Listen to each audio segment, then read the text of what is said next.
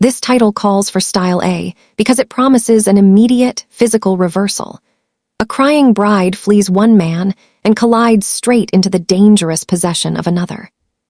A bride crashed into blood and silk. "Easy, little bride," the man said, catching me before I hit stone. "If you're going to fall apart, do it in my arms." Adriana Belli was 24, dressed in ivory, and seconds away from marrying the wrong kind of monster. She ran before she could say yes and make the lie permanent. In 2 minutes, the church bells turned into shouting. In 2 hours, she was locked inside a black car beside Dante Salvator, the most feared man in New York's Italian underworld. He had a gun under his jacket, blood on his knuckles, and the kind of stillness that made every other man in the street look badly arranged. She had one ruined veil, one family bakery she was trying to save, and one brother whose debt had pushed her to the altar. The secret she hid was simple enough to say and catastrophic enough to bury them both. She had not run because she stopped loving the groom. She had run because she had never loved him at all. And the man holding her knew exactly what a forced promise cost. I did not remember deciding to run. 1 second I was standing before the altar at St. Catherine's, with Carlo Rizzi's hand heavy over mine, and the priest asking me to repeat words that felt like a door closing over my throat. The next, I was staring at the wax on a candle beside the aisle and thinking, absurdly, that it looked exactly like icing sliding down the side of a cake in summer. Then Carlo leaned closer and whispered, smiling for the guests, "After tonight, your brother's debt is mine to forgive or collect, so don't embarrass me." That did it, not the threat itself. I had heard worse from him in the last 3 months. It was the way he smiled while saying it, as if I were a ribbon to be tied around a transaction. As if the white dress and the flowers and the choir had turned extortion into something holy. I let go of his hand. The church air smelled like lilies and incense and old stone. My veil snagged on his cuff. He cursed under his breath. Someone in the front pew made a sound that might have been my aunt saying my name. Then I ran. My heels struck marble, then carpet, then the cracked stone outside the side entrance. Bells crashed overhead. A door opened behind me. Voices followed. My lungs burned with the kind of panic that made everything too bright.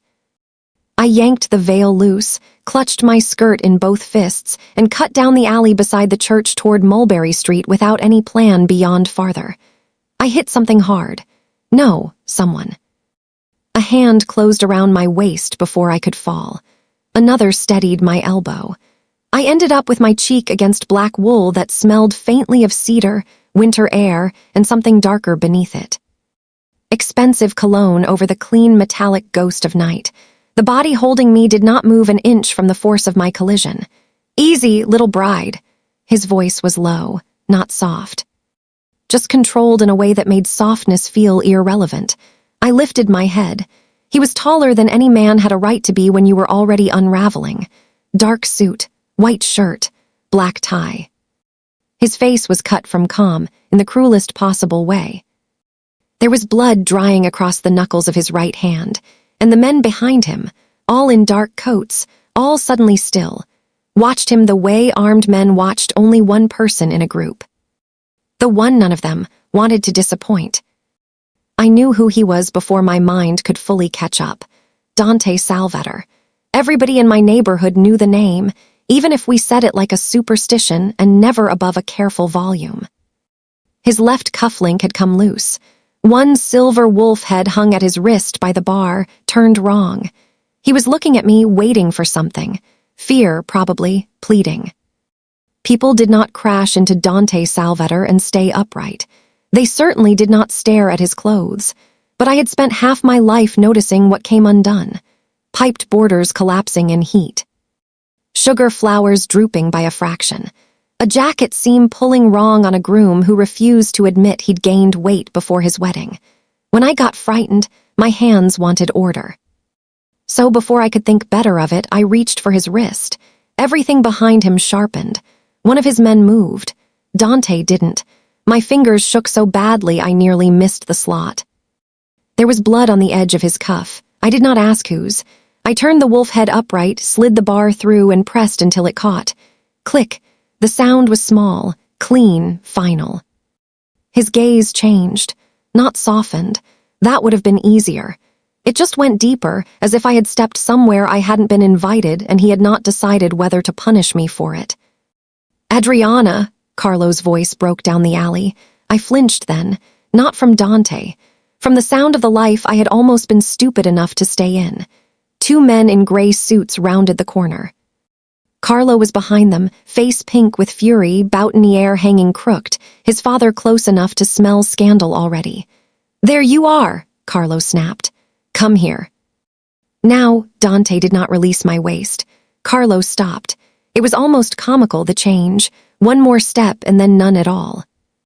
His anger hit something invisible and solid and became caution so fast it made me cold. "Salvator," he said. "Rizzy." Dante's hand remained at my waist, not gripping, claiming the space. "You've misplaced your bride. She's upset." Carlo forced a laugh. "Wedding nerves." I found my voice in the ugliest possible form. "If I go back with him, he'll own my brother." Carlo's smile vanished. "Adriana." The alley went still enough that I could hear traffic at the far end and one pigeon landing on a rusted fire escape above us. Dante looked down at me. "Is that true?" I should have lied. To save face. To keep what was left of my family from being dragged into a street conversation between criminals.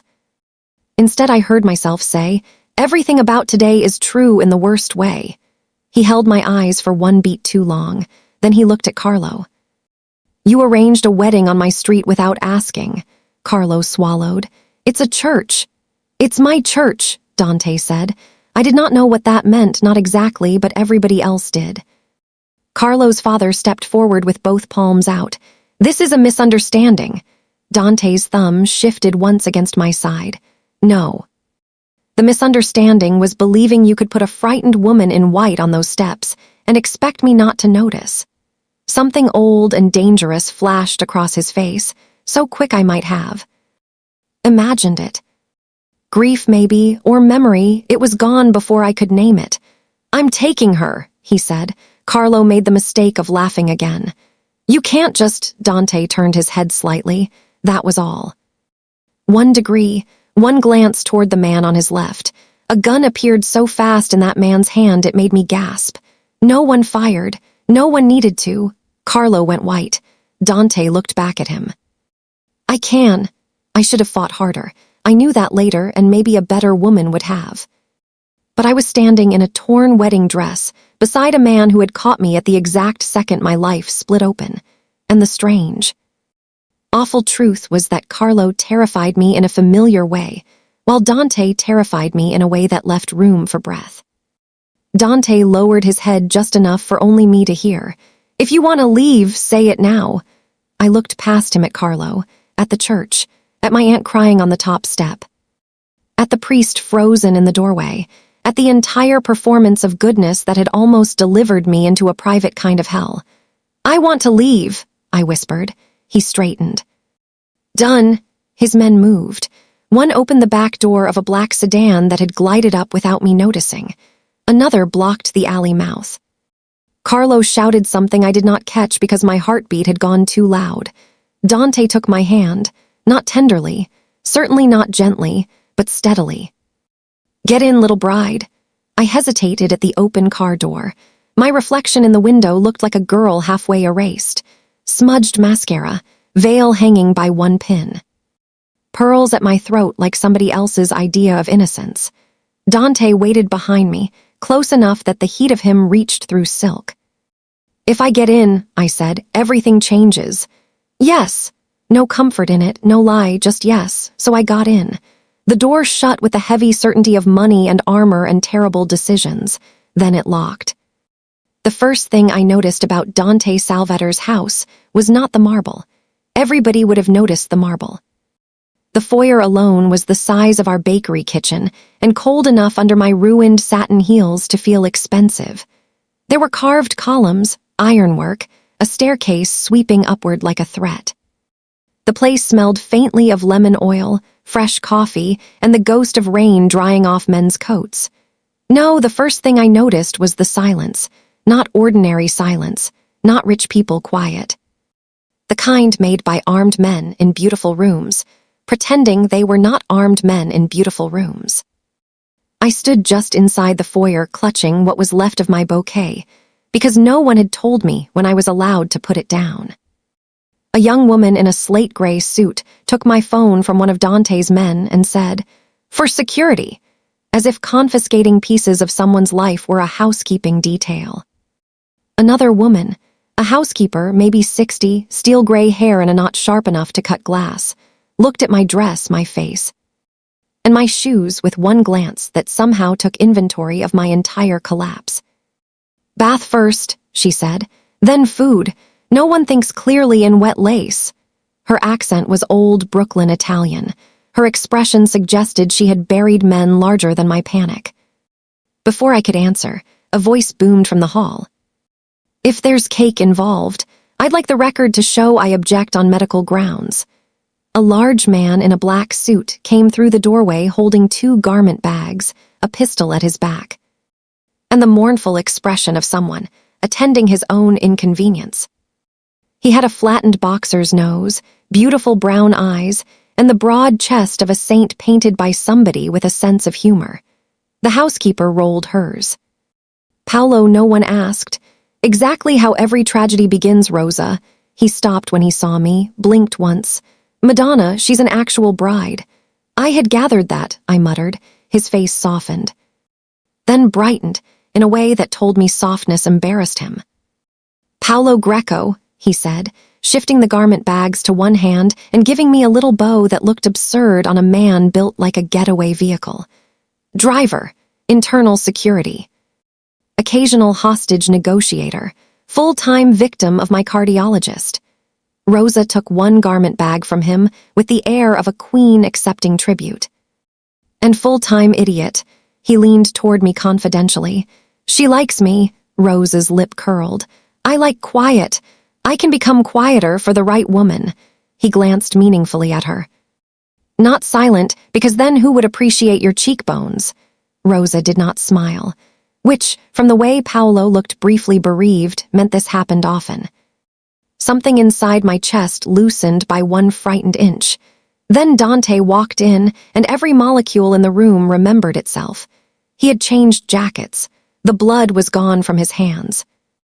The silver wolf cufflinks remained. So did the stillness. Men behind him straightened almost invisibly. Bianca, because surely the woman in gray with the unreadable eyes had to be Bianca Rosso. I'd heard the name once, moved half a step back to give him the room. His gaze came to me first. That was almost worse than if it hadn't. "You'll stay here for now," he said. "For now," I repeated, "until I decide what the safest arrangement is." The words should have made me furious. They did. But beneath the anger was a sick pulse of relief I did not want to inspect too closely. "I didn't ask to be arranged." "No," he said. "You asked to leave." I hated that he was right.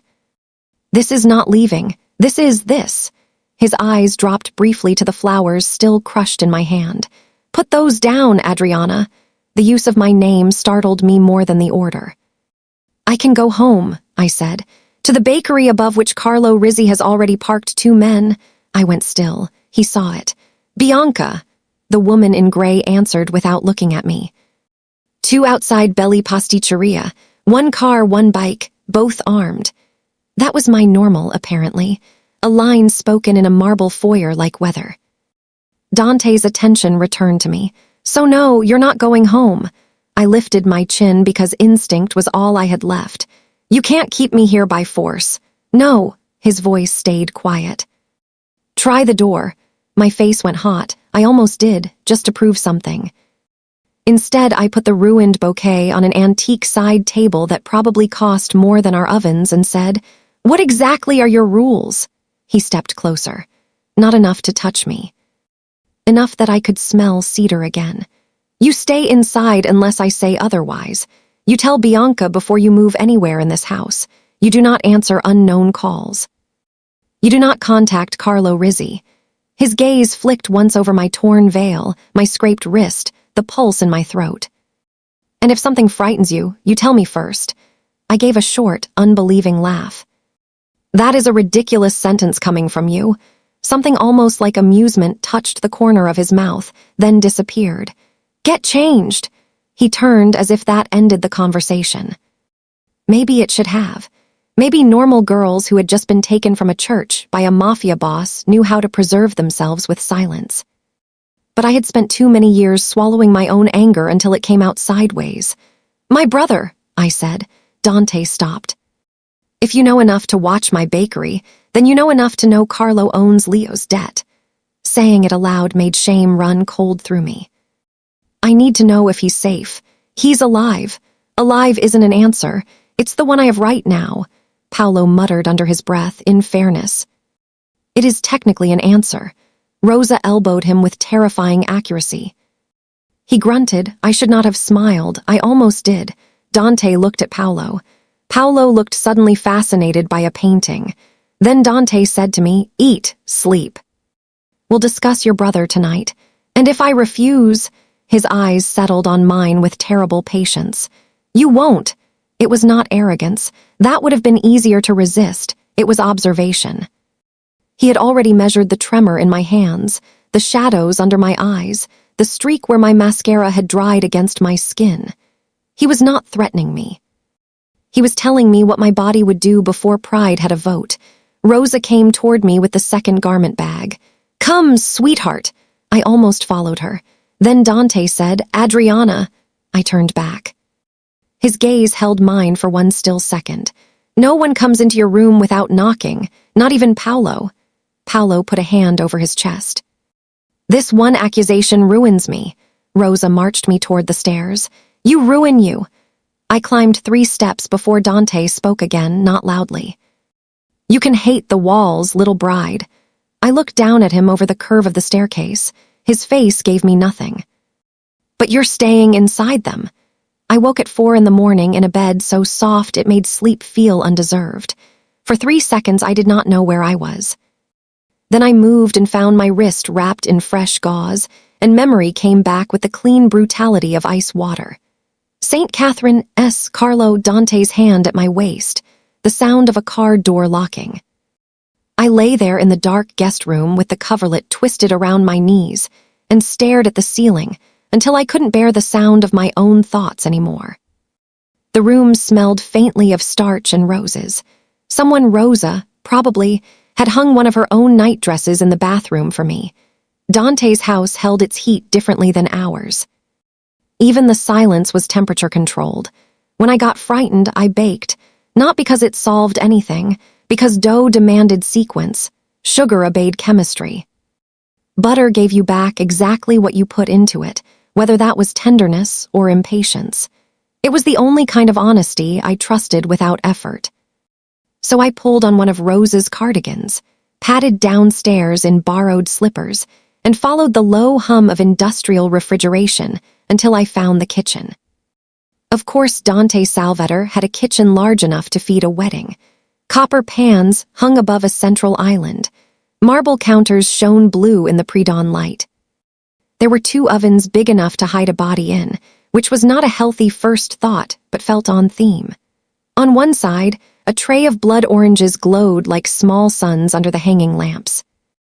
I stood there for a second with my palms on the counter and breathed. Then I started. Flour, eggs, sugar, butter, ricotta, orange zest. Dark chocolate from a cupboard, arranged with the kind of precision that told me Rosa ruled this room with a wooden spoon and the fear of God. I made cocoa pastry first, then a bitter orange cream with just enough honey to take the edge off without lying about the bitterness beneath it. On impulse, I spun sugar over the back of a ladle until I had a fragile amber cage cooling on parchment. When I was done, I had 6 small tarts lined on a tray like a confession I had not yet admitted to myself. Strong shell, bitter bottom, sweetness in the center. A top that looked like glass and would shatter at the first wrong touch. I was reaching for powdered sugar when I felt it. The shift in air that says someone has entered a room and all your nerves knew before your ears did. I turned. Dante stood in the doorway without a sound. Dark trousers, White shirt with the sleeves rolled once. No jacket, no tie, bare forearms. The silver wolf cufflinks were on the counter beside him, waiting. A gun sat at the back of his waistband with such complete lack of drama that it somehow became more dramatic. "How long have you been there?" I asked. "Long enough. Do you make a habit of appearing in doorways like a problem?" A low sound came from him, not quite a laugh. "Do you make a habit of using my kitchen before dawn? When I'm kidnapped by strangers, yes. Kidnapped. If the shoe fits." His gaze moved to the tray. "What are those? Chocolate orange ricotta tarts?" That wasn't the question. I looked down at them, my mouth tightened.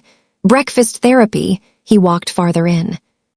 The kitchen seemed to adjust around him, lines of space redrawing themselves.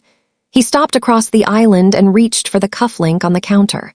Without thinking, I picked up the other one. He looked at me. I should have put it down. Instead, I came around the island until I stood directly in front of him. He held out his wrist. My pulse fluttered so hard it hurt. I fastened the first cuff, then the second. Click, click. This time the sound lived between us. "You keep doing that," he said. "You keep wearing them crooked. That's not an accident." My fingers stilled over the white cuff. I looked up. "What does that mean?" For 1 second, the answer was there, something about memory. Something rower than his face ever allowed. Then the door behind him opened, and Bianca stepped in, cleanly cutting the moment apart. "Sorry to interrupt," she said, which meant she was not sorry at all.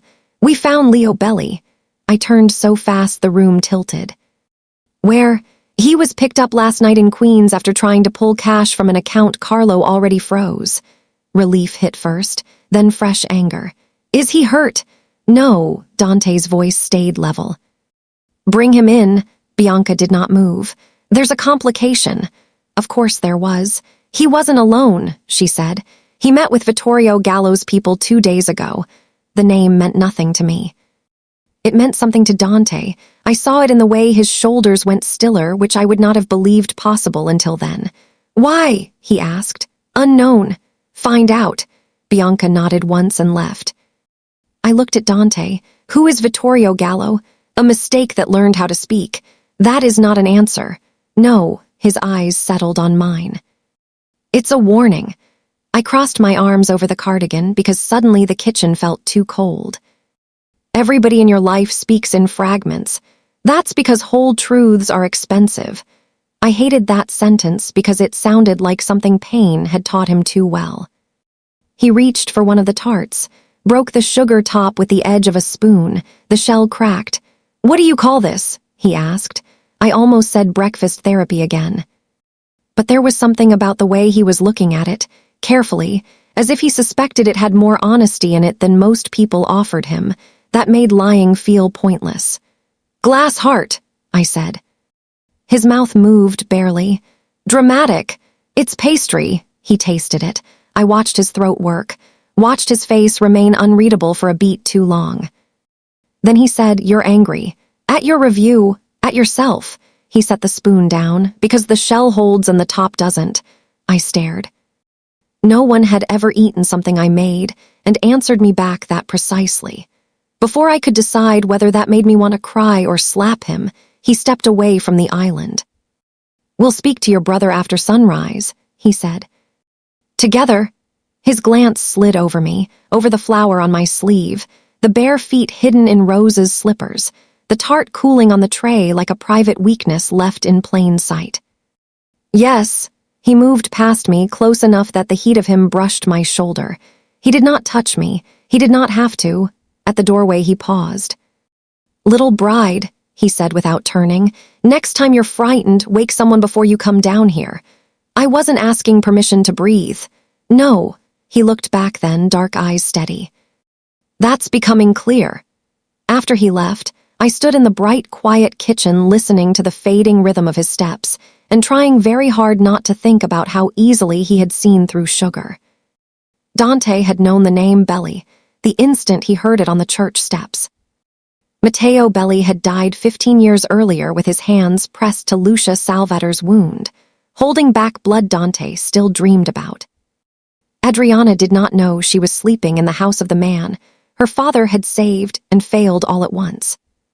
And Dante, watching the woman in the borrowed cardigan set his cuff straight with flour on her fingers, knew that keeping that truth from her had already become a cost. Leo arrived just after noon with a split lip, a hangdog expression, and exactly the kind of apology his face never managed to earn in advance.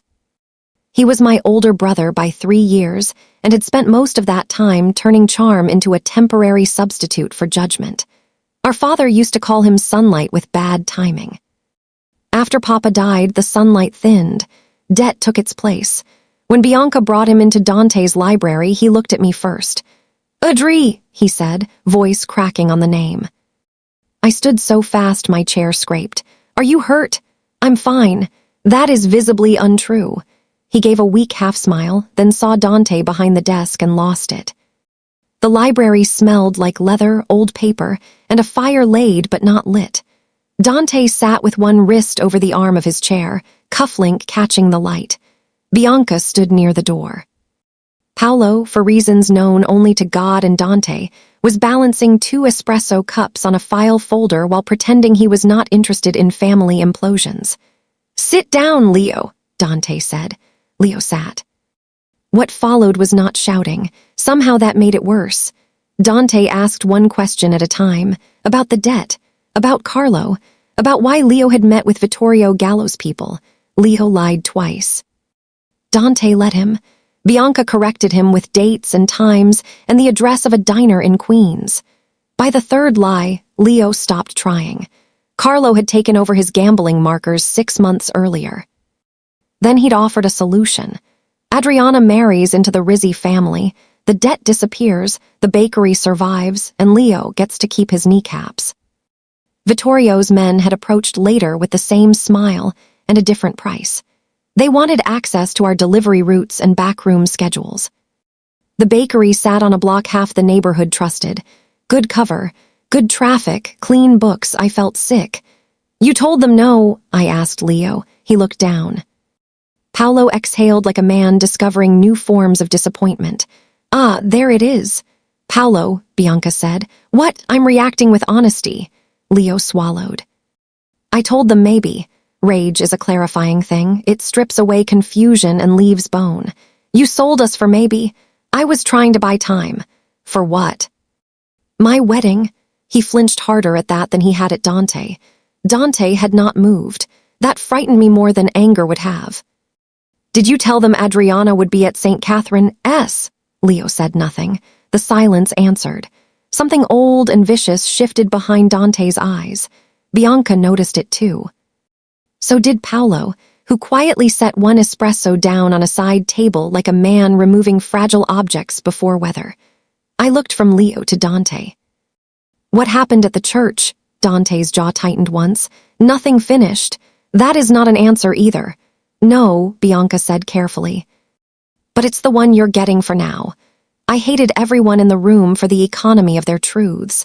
Then Leo whispered, "I'm sorry." It should have mattered more than it did. It probably would have if I had not heard apology used as mortar over cracks men intended to keep making. "I know," I said, and I did. That was the tragedy. "But you still did it." Rosa came in then to announce lunch and took in the room with one glance sharp enough to peel paint. "Not now," Dante said. Rosa looked at Leo's face, then mine, then Paolo's mournful espresso and said, "Fine," starved dramatically. "But if anybody bleeds on my carpets, I'll be unreasonable." Paolo murmured, "This is why I love her." Rosa left without acknowledging that. Leo blinked at Paolo as if he'd walked into the wrong genre. The interview ended shortly after. Bianca escorted Leo to a downstairs room under guard. I asked to see him later. Dante said yes without looking at me, which somehow felt harsher than no. I found him that evening in the small private chapel at the back of the house. I hadn't meant to. I was looking for air and got lost beyond the winter garden, through a corridor lined with family portraits, whose eyes followed me the way old money always seemed to. The chapel door stood half open. Inside, one sanctuary lamp burned red before an altar no one had dusted recently enough to believe in. Dante stood with his back to me. For one irrational second, seeing him in a chapel made my chest tighten. It fit him too well and not at all. I took a step back. My borrowed slipper slid on the stone threshold. I caught myself badly and hissed as pain shot through my ankle. Dante turned at once.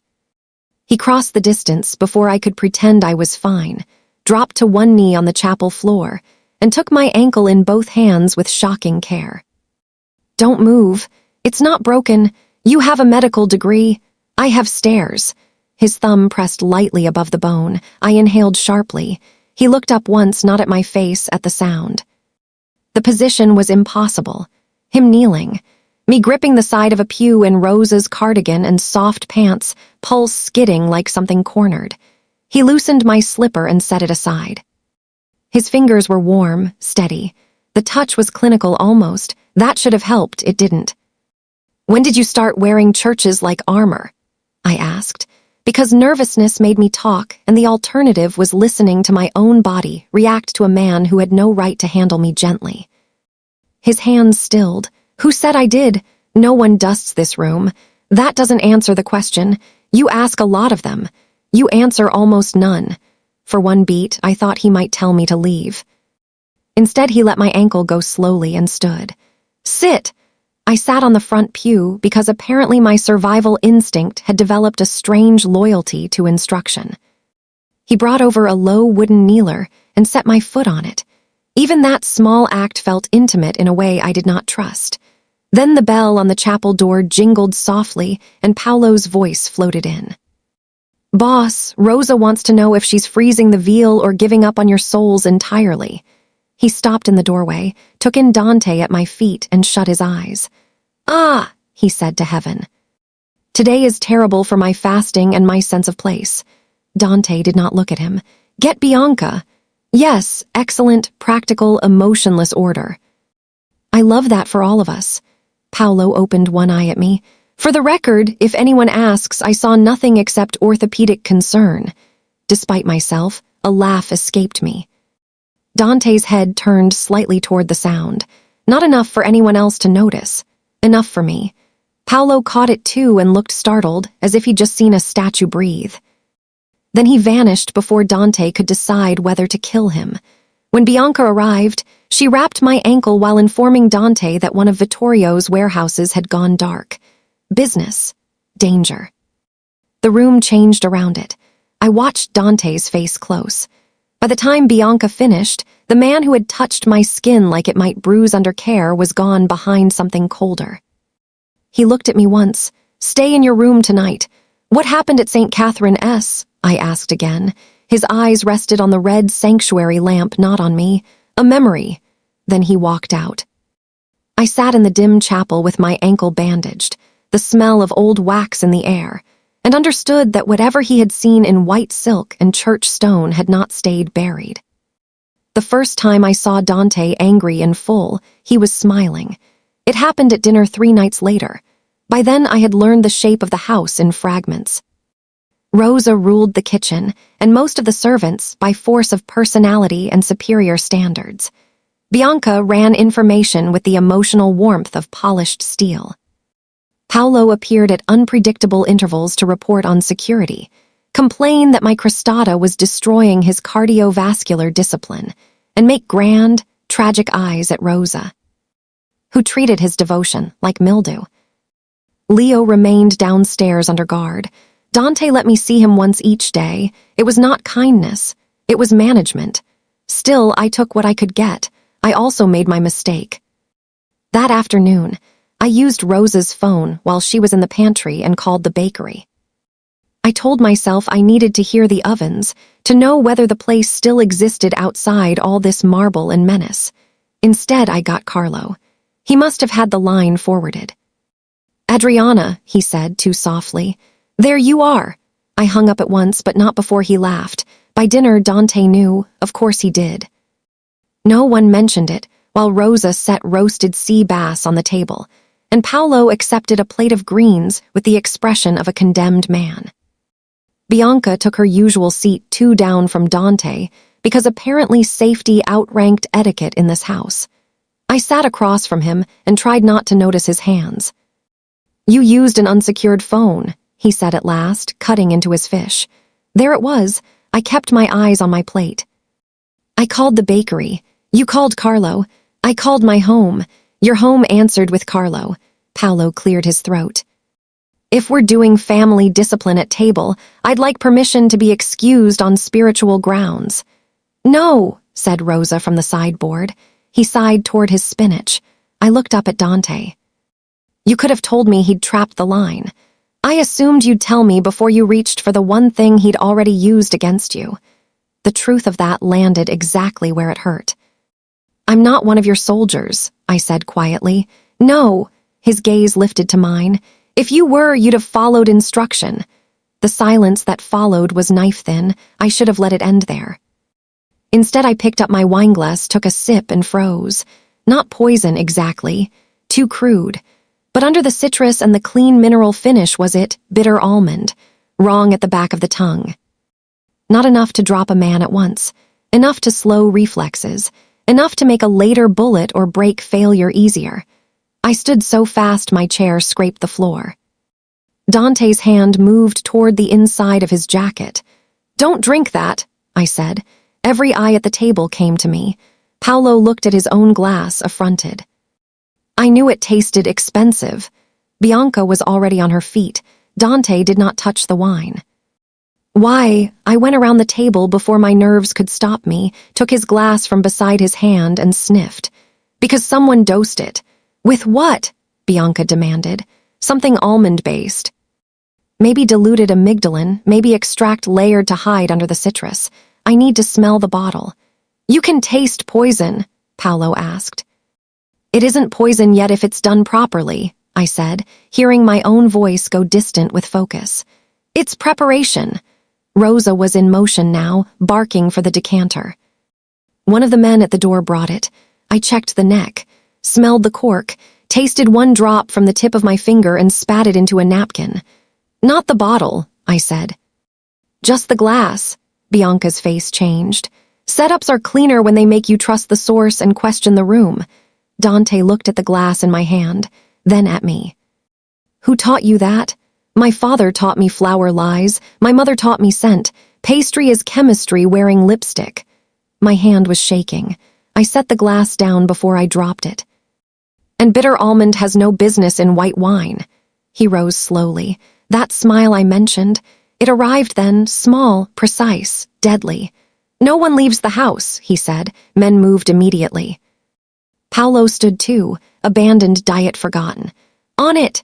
Rosa crossed herself and muttered something vicious in Sicilian that sounded more effective than prayer. When the room emptied to action, it left me and Dante standing too close beside the long dining table, his untouched wine between us like a line somebody else had tried to draw. You should have told me about Carlo, he said. You should have told me what you know about my life. I know enough to keep you breathing. That is becoming your answer to everything. He stepped closer. Close enough that I could see the dark ring around his irises. And yet here you are. I hated the heat that rose under my skin when he did that, when he said almost nothing and still managed to crowd every other thought out of my head. I made a mistake, I said. Yes, no comfort, no softening. Then, after a beat, and you corrected another one before it reached me. It should not have mattered. It did. His hand lifted. My breath caught. He was going to touch my face, I thought. My mouth. Something equally impossible. Instead, he brushed a crumb from the corner of my lower lip with the back of one knuckle and dropped his hand at once, as if the contact had cost him more than he meant to spend. There it is, Paolo announced from the doorway, returning with 2 armed men behind him and exactly the wrong timing for every serious thing in the world. I leave for 4 minutes and everyone tries murder. Also, for the record, I never liked that wine. It had the attitude of a liar. Bianca came in after him with a phone. Kitchen boy's brother got a cash deposit this afternoon. Dante's face closed again. The moment ended. Or rather, it sharpened into something else. He looked at Bianca. Bring him to the basement. Then at me. Room now. I stayed where I was. Was it one of yours? Yes. How close? His eyes held mine. Close enough. That was the first time I understood betrayal had entered the house, not as a possibility, as a guest already seated at dinner. They moved me before dawn. No one asked whether I wanted to go. That had become almost funny in its consistency. Bianca woke me at 5, handed me jeans, a thick sweater, and a dark coat that smelled faintly of cedar and storage. Paolo carried my bag and a small box of the tarts I'd made the night before, declaring that if he died on an empty stomach, Rosa would be impossible at the funeral. Rosa smacked the back of his head and tucked a rosary into his coat pocket. We left through the garage in 2 black SUVs. The city outside was washed silver with early rain. Tires hissed on wet pavement. Dante sat beside me in the back of the lead car, one hand over his knee, gaze moving over mirrors, intersections, reflections in shop windows. He had not touched me since the dining room, and somehow the absence sat in the car with us like a third pulse. "Where are we going?" I asked. "Somewhere quieter. That is not a location. It's enough." I looked out the window because he always became more himself when he gave less away, and I was tired of feeling caught by it.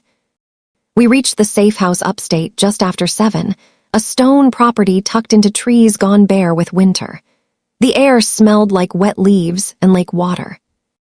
Inside, it was all thick rugs and old wood, and the kind of silence that suggested bad things had once been planned there successfully. Paolo dumped my bag in the upstairs bedroom and opened the pastry box. "If I perish in service," he said solemnly, biting into a tart, "tell Rosa I stayed mostly faithful to my blood sugar." "You're impossible," I said. He chewed, closed his eyes. "And yet beloved in certain private circles." "Imaginary ones," Bianca said, passing him with a rifle case. He clutched his chest. "I am hunted by women made of knives." The first shot cracked the morning open before I could answer. Glass exploded inward from the front room. Bianca was already moving. Paolo shoved me down behind the hall table, with surprising force for a man grieving pastry. Dante came from nowhere, 1 second at the back door, the next in front of me, gun drawn, face emptied of everything but function. "Stay down!" More shots. Wood splintered above us. Bianca shouted from the side window. One of the men outside answered with a grunt that ended too fast. It is one thing to know a man is dangerous. It is another to watch danger choose a shape and recognize his face inside it. Dante moved through the house with horrifying efficiency. No wasted bullets, no raised voice. He fired, reloaded, crossed to the kitchen, and came back with blood on his sleeve that I knew in my bones was not all his. Paolo dragged a wounded guard into the pantry while still swearing in a running half-prayer, half-insult at the attacker's parentage. Someone kicked the back door in. I saw the shadow first. Dante saw my face. He turned and shot the man before the door finished swinging. The body hit the floor so hard the plates in the cabinet rattled. I tasted copper. Fear, maybe. Or the edge of a scream I was refusing to let out because Dante had gone so terribly still afterward, as if listening for the next threat had become more important than existing inside his own skin. "Bianca," he called, "clear left. Paolo, hungry and alive." A beat, then footsteps outside, retreating, engine, gone, silence crashed in behind them. My whole body started shaking at once. Dante turned to me, the gun lowered, not much enough. "Look at me." I did. "You're safe." I believed him for the length of one breath. That was all I had. Then I saw the blood sliding down his wrist to the silver cufflink, and my body moved before fear could object. I grabbed the dish towel hanging from the oven handle and pressed it to the cut at his forearm. He hissed once through his teeth. "Sit down," I said. He looked at me once, then at the towel pressed to his arm and sat, not because I ordered him to. Because blood was running down to his cufflink, and even Dante Salvator was still made of a body beneath the legend. The kitchen smelled like gunpowder, split wood, and the copper sting of fresh blood. My hands were already sticky with it.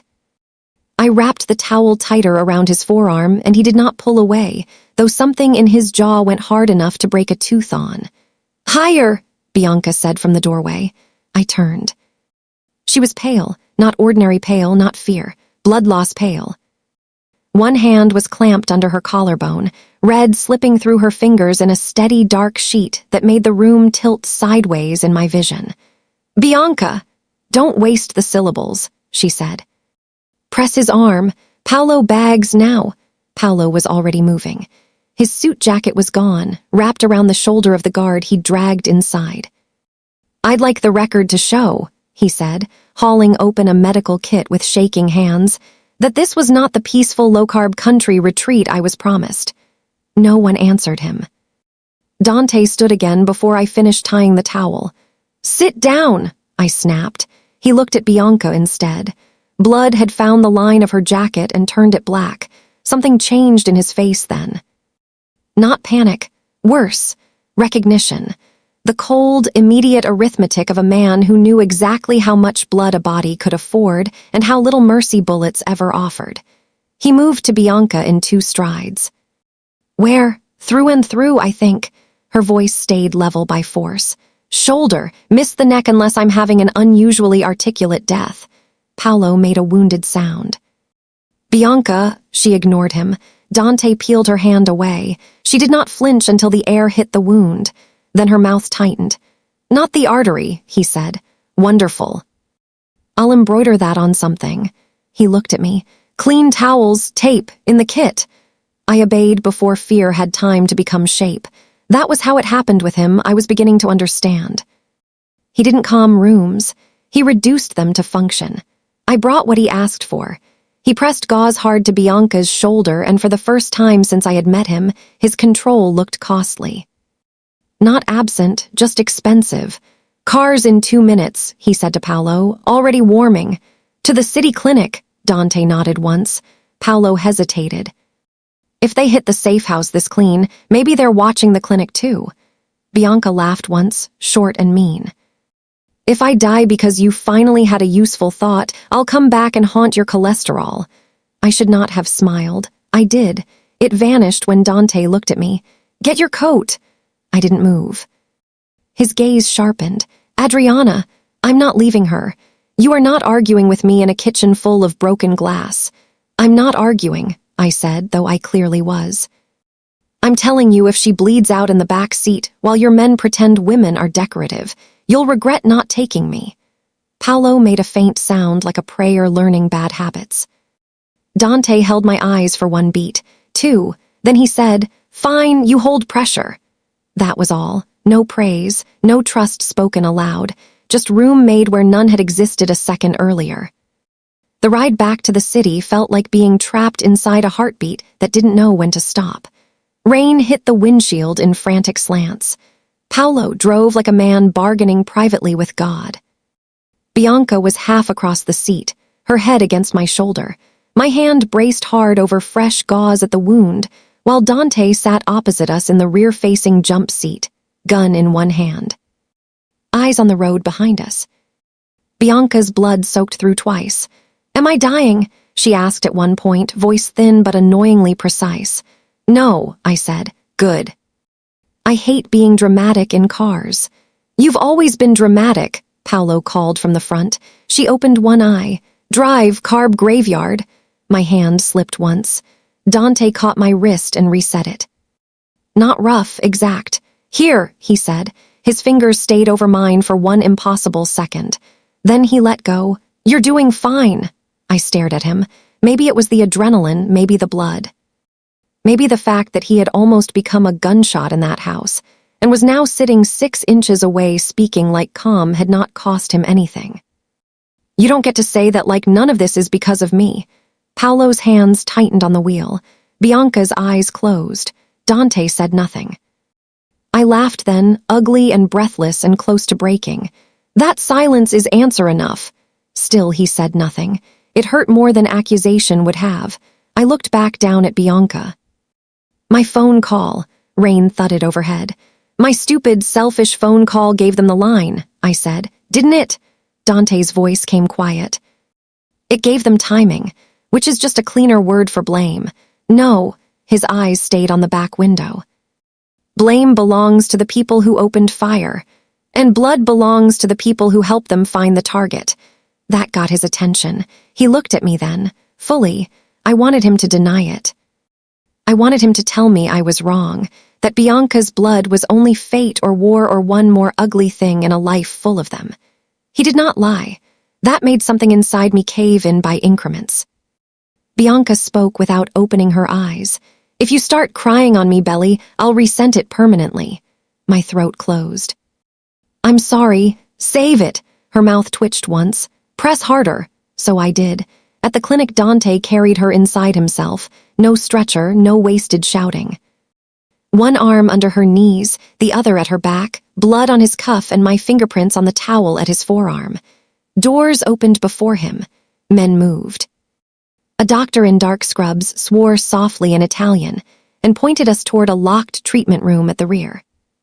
Paolo took one look at Bianca, disappearing behind the doors, and sat down hard against the wall. I stood there in blood-smeared, borrowed clothes and did not know where to put my hands. Dante was already on the phone, voice low, lethal, naming streets and times and who had spoken to whom.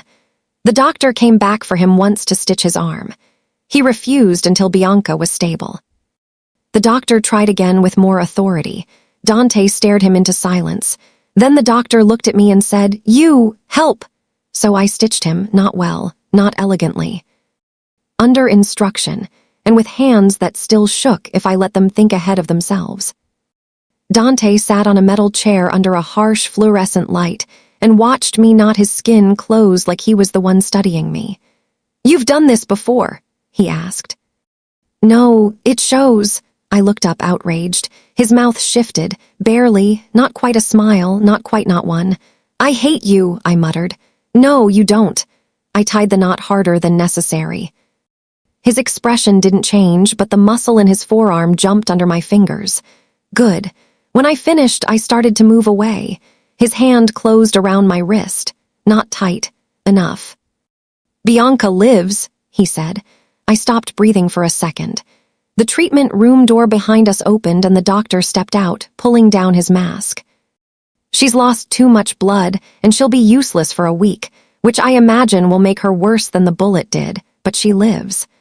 Paolo made a sound so relieved it was practically indecent. I shut my eyes. Dante released my wrist. Then he said very quietly, "Now we find out who opened the door." The clinic had private rooms upstairs and a silence too expensive to be honest. Bianca slept through most of the afternoon under painkillers and fury. Paolo stationed himself outside her door with coffee, a protein bar he claimed to hate, and the expression of a man prepared to assault death personally if it tried to come back. Rosa arrived at dusk carrying soup, clean shirts, and enough disapproval to disinfect a city block. Dante vanished for 3 hours. No one told me where he went. No one had to. Men like Dante did not disappear after ambushes to calm down. They disappeared to make the world answer. I found his study by accident in the townhouse just after midnight.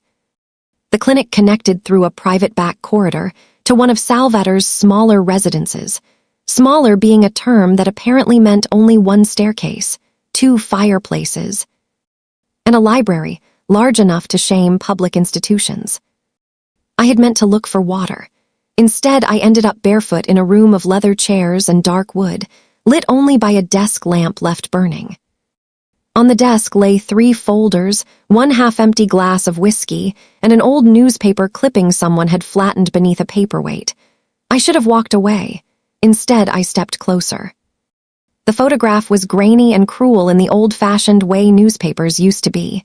Church steps, police tape, blood on stone, a woman's dropped shoe near the curb. The headline ran across the top in black block letters. Double shooting AT Saint Catherineus leaves 2 dead below it, the names. Lucia Salvator, 17. Matteo Belli, 42. I stopped breathing. For one long second, the room simply ceased to make sense. Then the smaller print came into focus piece by piece, like glass forming from heat. A street ambush outside St. Catherine, S.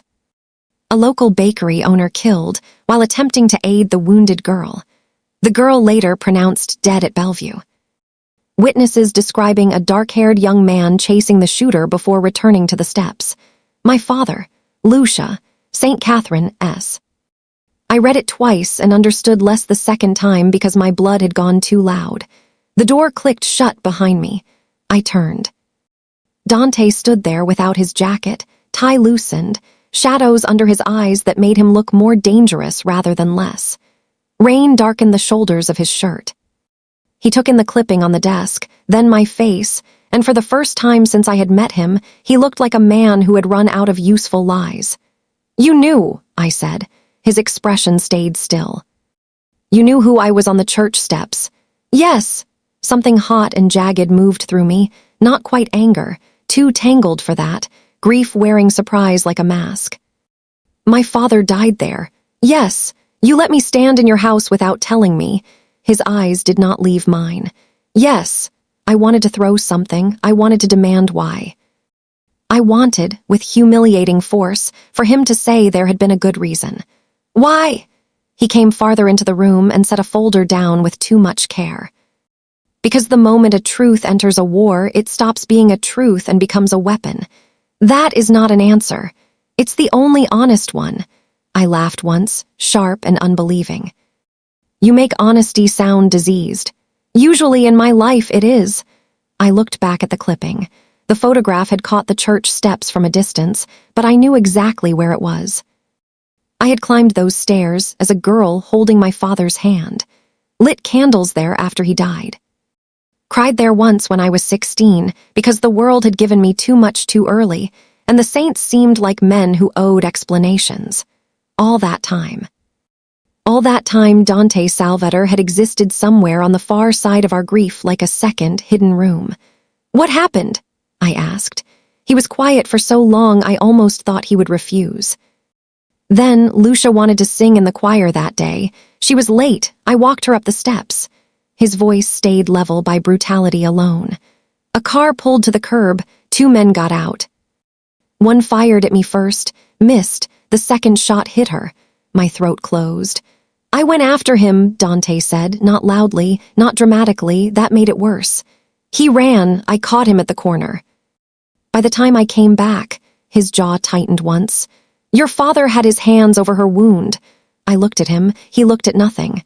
"There was blood everywhere," he said. "His, hers, mine." He kept pressing down like force could bargain. A beat. I still hear him telling me not to kneel there uselessly, to get help, to do something. My eyes stung before I could stop them. "My father said that?" "Yes," I swallowed hard. "And you think you failed both of them?" That brought his gaze to mine, not because I had surprised him, because I had named it plainly. "I chased the shooter," he said. "You were a boy. I was old enough to choose. You were old enough to be traumatized." Something moved across his face then, quick and raw and gone. "You shouldn't know how to talk to me like that," he said. "I shouldn't know any of this." "No." We stood in the hush of the study with the clipping between us like a fresh wound cut through old scar tissue. After a moment I said, "Is that why you took me?" Dante looked at the paperweight over my father's name. "I took you because you were frightened on those steps," he said. "And because the second I saw your face under that veil, I knew exactly how much of the past had just walked back into my life. I should have stepped away. Instead, I came closer." His left cufflink had turned again. Crooked. The silver wolf at his wrist facing the wrong direction, as if even now some part of him insisted on carrying disorder like penance.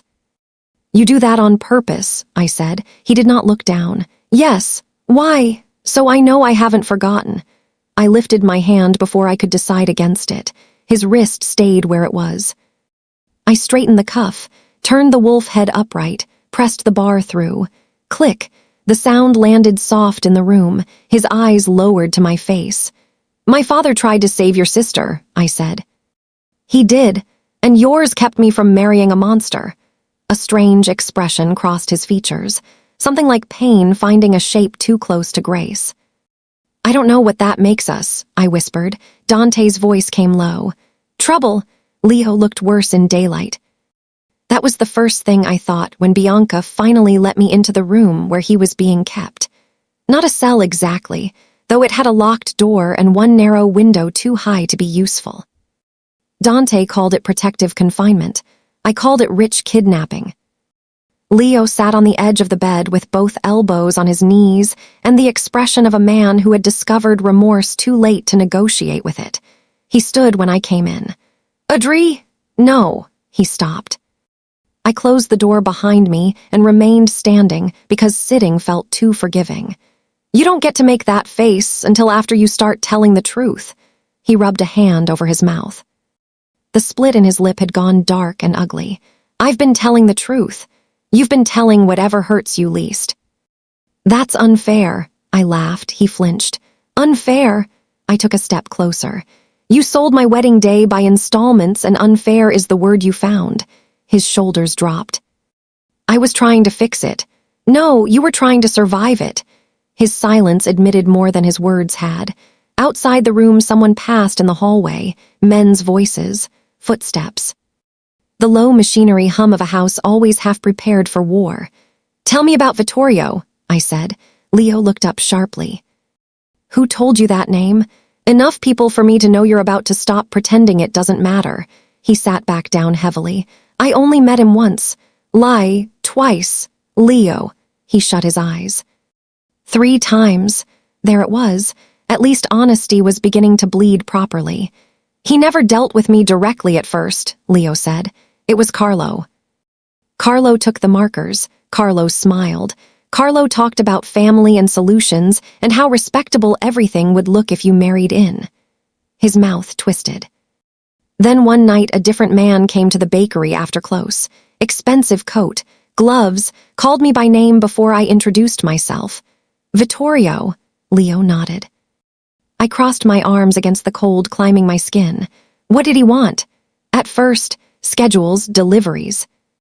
Which mornings the back door opened early, which accounts were behind, which cops bought cannoli on Fridays. He looked sick with himself. He said neighborhood businesses survive because men like him allow it. And later he asked where St. Catherine's still mattered. I went still. "What does that mean?" Leo stared at the floor. He asked which corners Dante's people watched themselves instead of leaving to soldiers. Which places he'd never let go. A draft seemed to move through the room, though no window was open. "And you answered." I said everyone knew St. Catherine's was his. That no one parked there, no one pushed trouble onto those steps without permission. My stomach dropped. Leo saw it happen and reached for me with his eyes, if not his hands. "I didn't know what he was planning. You knew enough. I thought he wanted leverage with Carlo, territory, optics. I didn't know he wanted." His voice broke. "Adri, I didn't know he'd put you in white." The room went very quiet. "Carlo knew," I said. Leo nodded once, miserable. "And Vittorio knew Dante would come if the church was used." Another nod. I looked at my brother, and for one terrible second, I saw all the years between us as separate countries. Him sneaking sugared almonds off trays while Papa laughed. Him losing money with friends who stopped being friends the second debts appeared. Him saying, "Don't tell Adriana," when the notices started coming. Him letting men turn me into collateral because that was easier than admitting the fire had reached the walls. "You used me to buy time," I said. His face crumpled. "I used myself up first. That doesn't help." "No," his voice turned rough. "I know." The door opened before I could answer. Dante stepped in with Bianca behind him. They had that look between them people get after new information. Thin, charged, not yet settled into action. Bianca's shoulder was strapped under her jacket. Dante's tie was gone. He glanced once at Leo and seemed to find him exactly as disappointing as expected. "Vittorio is my cousin," he said to me. I turned. No preamble, no soft entry, just the blade. "What?" Bianca shut the door behind them. "Father's sister married Gallo. Vittorio inherited the name and every bad instinct in the bloodline." Leo looked suddenly interested in dying. I looked at Dante. "You were going to mention this when I could prove he'd stepped out from behind Carlo. That seems late. It's earlier than usual for my family." I almost smiled against my will, almost. It vanished when Bianca said, "We pulled a call log from one of Carlo's men. Vittorio ordered the wedding to proceed even if Adriana resisted. Exact words, If she runs, better. Put her in white and let Dante remember what church steps cost. A pulse began behind my eyes, not fear this time, rage so clean it felt like cold water. I want to see Carlo. Dante's head turned toward me. No, I want to see the man who smiled at me through extortion and ask him what part of this entertained him. No, I am not porcelain. No, he said again, quieter. You're furious. Yes, that's why no. Paolo's voice came from the hall. If anyone is distributing vengeance by appointment, I'd like to register for noon. I skipped lunch for moral support, and now my blood sugar has legal opinions. Bianca opened the door just enough to glare at him. Go away. He looked at her sling, then at me, then at Dante's face and sighed. Terrible room, no snacks, very little hope.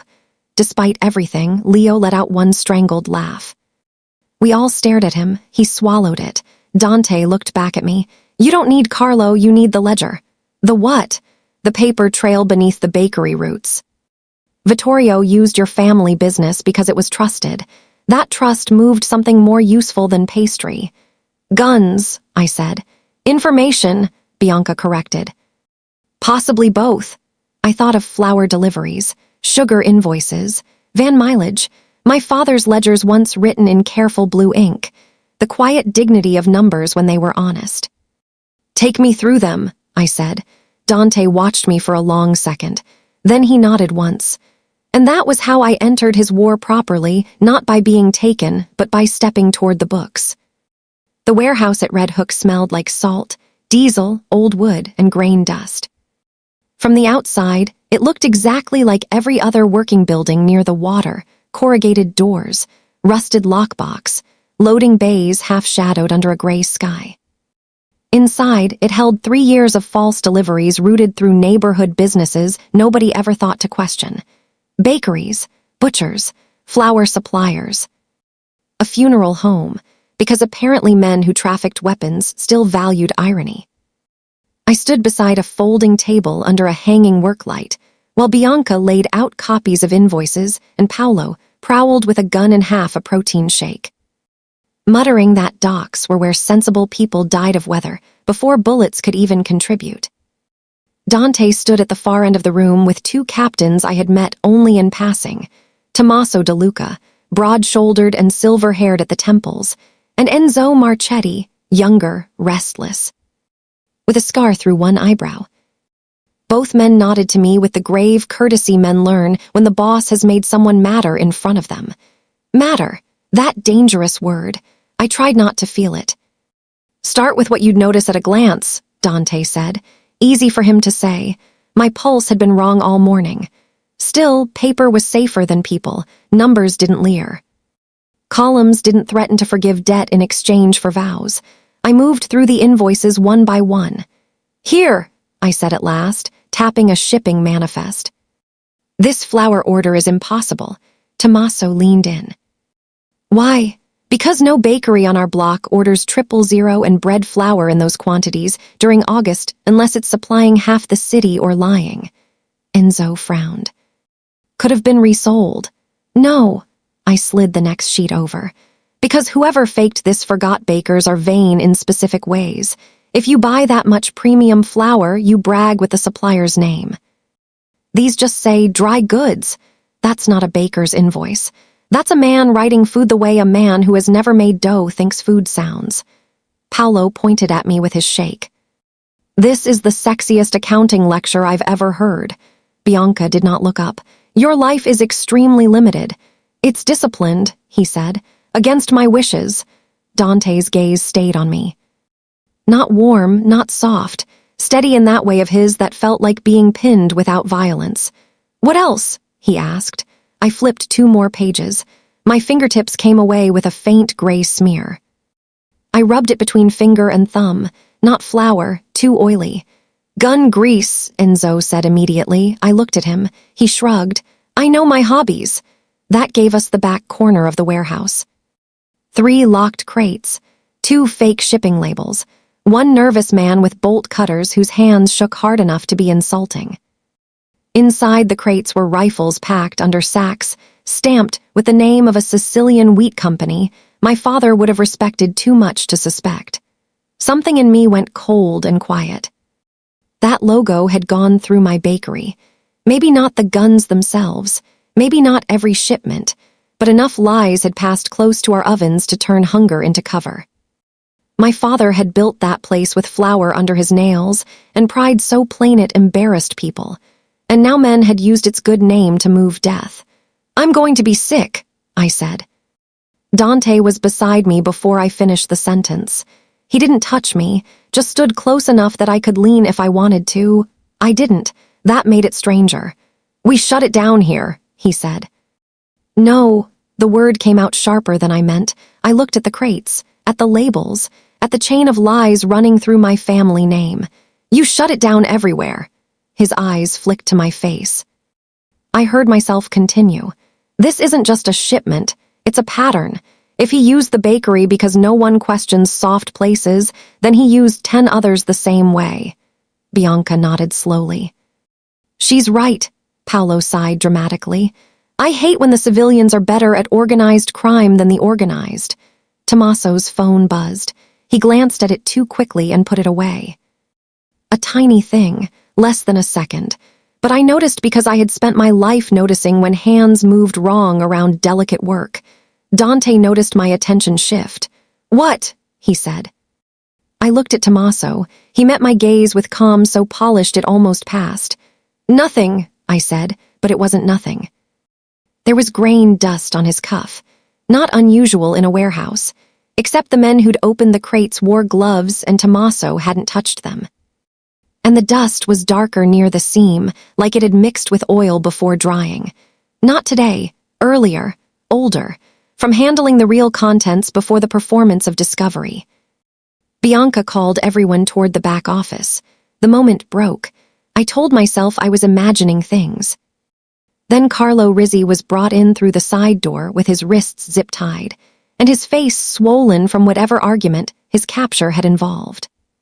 He looked at me first and smiled with the last rags of vanity he still owned. "Adriana," he said, "you look better out of white." Paolo stepped forward at once. "And you look like a cautionary tale, which is wonderful for all of us." Dante didn't move.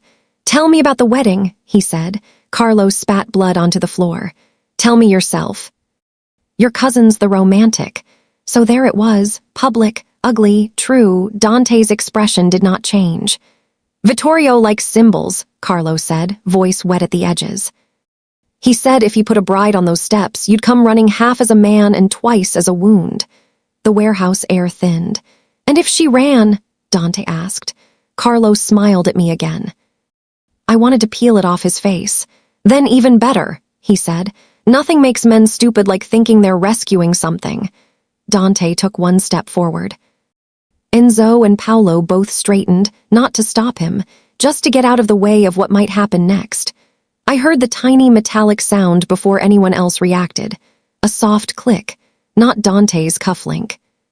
A safety switching off behind us. I turned. Tommaso stood near the side door with his gun raised, and suddenly what I had noticed on his cuff was no longer dust. It was betrayal drying where it had already been handled. Time did something unnatural. It didn't slow, it sharpened. Tommaso's face was calm in the way old men's faces sometimes are when they have made peace with becoming monsters. His gun stayed level, not at Dante, at me, of course. Because nothing in this story ever stopped at pain when it could aim for leverage instead. "Step back," Tommaso said. No one moved. Carlo laughed once, then thought better of it when Bianca put a gun to the side of his head without looking away from Tommaso. Dante's voice came quiet enough to cut. "You've been with me 18 years. Tommaso didn't blink. "Long enough to know sentiment ruins judgment." Paolo muttered, horrified. "You disloyal antique." "Shut up, Greco. I would rather die." "Possible," Tommaso said. The warehouse seemed to narrow around his aim. I should have been afraid. I was afraid. But over it, underneath it, through it, was something worse. The knowledge that if Tommaso fired, Dante would move first. Not because it was tactical. Because somewhere between church steps and safe houses and blood and pastry and silence, I had become a line his body recognized as worth taking a bullet for. That realization hit with terrible force. Vittorio promised peace, Tommaso said. He promised an end to the old war if Salvator control broke at the center. You've led with ghosts for too long, Dante. Dante's eyes never left him. And you sold Bianca for peace?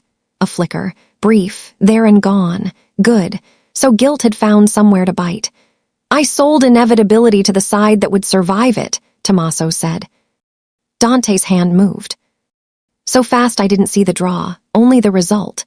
The report splitting the air, Tommaso's shoulder snapping back, Enzo lunging sideways. Paolo tackling Carlo to the concrete, because apparently comedy relief in this house also came with professional-grade survival instincts. Tommaso fired wild. Something slammed into me. No, someone. Dante hit me hard around the ribs and took me down behind the invoice table as another shot tore splinters out of the crate where my head had been. The floor cracked my hip. His body covered mine. Gun smoke rolled thick and bitter over grain dust. "Stay down," he said against my hair. I could feel his heartbeat. Not calm, never calm, just leashed. Another shot. Bianca answered. Enzo swore. Paolo yelled something creative and deeply offensive about Tommaso's ancestors. Then silence broke in pieces. Boots, metal skidding, one final grunt of impact. Dante lifted his weight just enough to look. "Clear," Bianca called. He stayed where he was 1 second longer than necessary. Then he pushed up. I sat too fast. "Are you hit?" "No, don't lie to me." A pause, then no. Only Dante could make truth sound like impatience. Tommaso was on the floor against the loading bay wall with blood spreading under him and one hand useless at his side. Enzo had a knee on his chest. Bianca stood over them all with her weapon trained at Tommaso's face and an expression so cold it made death seem underdressed. Carlo lay groaning where Paolo had flattened him. Paolo himself was dusted with flour from a burst sack and looked personally betrayed by the aesthetic of violence. "I hate warehouses," he announced. "Noted," Bianca said. I got to my feet on shaking legs. Dante rose with me. His hand closed around my wrist, briefly, checking, counting, confirming I was in one piece. The contact burned more than it should have. Tommaso coughed blood and smiled at Dante with what looked like pity. "He still wins." Dante's face emptied. "How?" Tommaso looked at me. That was answer enough to ruin my breathing. "What did you tell him?" Dante asked. "Everything after the church, the clinic, the house, the dock." A wet laugh. "You started leaving pieces of yourself where people could see them." Dante's fingers tightened once at my wrist before letting go. Bianca crouched beside Tommaso. "How many more?" He smiled at her too. That was worse. "Enough!" She hit him with the butt of her gun. Paolo winced. "And we say romance is dead." Back at the townhouse, the adrenaline wore off hard. That was the ugly part nobody wrote songs about.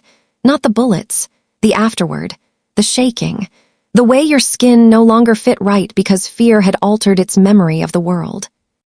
I ended up in the chapel again. Of course I did. It had become the room where truths went when they could not survive the rest of the house. The sanctuary lamp burned red. Wax and old stone breathed around me. I sat in the front pew with my hands locked together and stared at nothing until the door opened and closed without sound. Dante sat beside me, not touching. Not looking at me. "You should be upstairs," he said. "You should stop nearly dying in front of me." His mouth shifted, barely, then flattened again. For a long moment neither of us spoke. Finally I said, "He said you were leaving pieces of yourself where people could see them." Dante looked at the altar. "He meant you." "I know." The chapel quiet turned fuller, heavier. Then he said, "Lucia hated this room." I turned toward him. He went on as if he hadn't noticed. "She said it smelled like old guilt and dead flowers. She only came in to mock the saints." Something low and almost human touched his voice. "She was 17 and believed God should be less formal." My chest hurt. "I would have liked her." "Yes."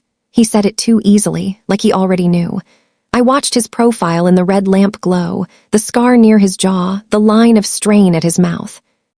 The unbearable discipline of a man who had made a religion out of withholding. "You were wrong," I said softly. His head turned. "About what?" "About that day." My throat tightened, but I made the words anyway. "Your sister didn't die because you chased the shooter first. She died because men with guns turned a church into a message. Your guilt is loyal, Dante, but it is not accurate." He went very still. No one in his life talked to him like that. I knew it the second the sentence landed, probably for good reason. But I had never been good at watching something collapse crooked and leaving it alone. His voice lowered. "You shouldn't say my name like that." "Like what?" "Like you expect me to answer to it." I looked at him. "Don't you?" Something opened in his face then, not wide enough. He lifted a hand. This time he did touch my face. Only my jaw, the side of my throat, his thumb under my chin like he was handling something both dangerous and breakable and had not yet decided which mattered more. "I think about you too often," he said. The honesty of it stole the air from the room. I whispered, "That makes two of us." Then he kissed me, not like a man stealing. Like a man who had denied himself, so hard the first surrender became almost violent in its restraint. His mouth found mine, and held back and failed, and held back again. One hand at my jaw, the other braced on the pew behind me as if the chapel itself required witnesses. I tasted whiskey, rain, exhaustion, and something grief-shaped giving way under heat. I kissed him back because there was no honorable version of pretending I didn't want to. When he finally pulled away, his forehead rested once against mine. "Adriana," he said, and it was the first time my name had sounded like a confession. I opened my eyes. He had the look of a man who had stepped over a line and knew the floor beneath it had changed. "Tell me to stop," he said. I should have. Instead, I whispered, "Then stop calling me little bride like I still belong to a ghost." A slow, dark tenderness crossed his face. "Then don't run," he said. The next morning the house felt different, not safer, never that, but clarified. Betrayal had a way of stripping ornament off everything. Men stopped pretending loyalty was natural. Bianca moved through the halls with fresh stitches and sharper eyes. Paolo checked doors himself while complaining to Rosa that bullets had set him back spiritually and metabolically. Rosa informed him his metabolism had long since surrendered to pastry and stress. I stood at the long breakfast table in a cream blouse someone had found for me, in a drawer I suspected belonged to a dead elegant aunt. Staring at the silver coffee pot and trying not to think about Dante's mouth in the chapel. I failed spectacularly. He came in a moment later in charcoal and white, tie immaculate, cufflinks fastened correctly for once. That should not have affected me. It did. His gaze met mine across the room. Nothing changed in his face. Everything changed in the air. Paolo noticed immediately because Paolo noticed any emotional shift that might later become gossip. He looked from me to Dante to Bianca and sighed. "I hate being the only one here with no mysterious romantic tension." Rosa merely tolerates my continued survival. Rosa set down a plate with unnecessary force. "Eat your eggs." "Cruelty," he told me. "I live surrounded by cruelty." Bianca sat with a careful movement and poured coffee one-handed. Tommaso talked for 14 minutes after the surgeon stabilized him. Dante took the seat at the head of the table. And he confirmed the clinic wasn't the only place he fed Vittorio. He opened the service gate at the house last month, leaked St. Catherine's watch rotation, and passed safe house routes through Carlo's network. Bianca's mouth flattened. He also confirmed Vittorio wants more than territory. I looked up. Dante did not. "What does he want?" I asked. Bianca's eyes went to Dante first, then back to me. "He wants Dante broken publicly enough that the old families stop fearing him privately." "By using me?" "Yes." Rage came easier now, cleaner. I almost preferred it. Dante broke bread with the same control he used to issue death. Tommaso also gave us the address of Vittorio's fallback house in Brooklyn. Paolo brightened in spite of himself. "Excellent. I've been hoping for a morally satisfying afternoon." "No," Dante said, Paolo deflated. "I walk straight into these disappointments." I set down my cup. You're going. Dante looked at me. It was not a question. I am, he said. So am I. The whole table paused. Rosa muttered something Catholic and despairing under her breath. Bianca didn't even bother hiding her interest. Dante's voice stayed quiet. No, there's a ledger book Tommaso didn't understand and Vittorio will have it. You're guessing. I'm right. His eyes narrowed slightly. That doesn't change the answer. I stood. Stop telling me no as if it protects me from being part of this. My pulse had gone quick, but my voice held. I already am. I was made part of it in a church aisle, and on a phone call, and in the back seat of your car, and under gunfire in a warehouse. The only difference now is whether I walk in blind or with my eyes open. Silence fell. Even Paolo shut up. Dante remained seated for one beat too long, then rose. When he came around the table, the room seemed to draw back from him. Not out of fear exactly. Out of understanding that some conversations required more air than they were going to get. He stopped in front of me. Everyone out, he said. Paolo opened his mouth. Bianca dragged him out by the sleeve. Rosa went voluntarily, which was more frightening than resistance. The dining room doors shut. I became aware of every small sound at once, the clock in the hall, the faint hiss of steam from the kitchen, my own breathing. Dante stood close enough that if I leaned forward even slightly, I would have to answer for it. This is what happens, he said. When you stay near me, you get used, targeted. Followed into rooms that should have remained yours. That's already happened. I can still end it. I stared at him. By sending me away, he meant, by locking me somewhere safer. By choosing distance and calling it mercy. Something inside me, tired of being arranged by men with grim mouths and protective instincts, finally went hard. No, I said. His expression shifted by a fraction. I went on before courage could leave. You don't get to rescue me back into helplessness because it lets you feel noble. That landed. Good. I am not asking to be sheltered from your world, I said. I'm telling you I have skin in it now. My father's blood is in it. My family's name is in it.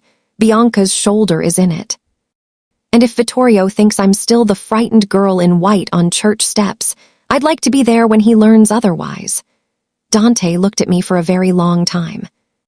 Then he did something far more dangerous than shouting. He told the truth. If you come, he said, you come because you choose my side, not because I took you, not because you owe me. Not because fear left you nowhere else to stand. The room seemed to still around the words. My side. Not my house, not my protection, not my captivity, my side. I swallowed once. And if I choose it, his eyes darkened, then I stop pretending this is temporary. The meaning of that moved through me like heat finding dry paper. I took one step closer. I'm done running, I said. For 1 second, Dante just looked at me. Then his hand came up to my throat, not choking, never that, only the warm span of his palm resting where my pulse gave me away. His thumb touched the line beneath my jaw with unbearable care. Dangerous answer, he murmured. I've noticed. A sound escaped him then. Low, almost a laugh, almost something rougher. He leaned down and kissed me once, brief and hard and nothing like mercy. When he stepped back, the softness was gone from his face. War fit him too quickly. Get dressed, he said. For Brooklyn, for Vittorio. He turned toward the door, then paused. Without looking back, he added, and Adriana. Yes. The silver wolf at his wrist caught the light when he flexed his hand. If you touch my cufflink in front of my men again, he said, voice low, be prepared for consequences. I stared at him. Then, despite everything, I smiled. Threat noted. He looked over his shoulder at last, and there it was, that rare, ruinous almost smile that made every dangerous thing about him worse. Not a threat, he said. And opened the door to war.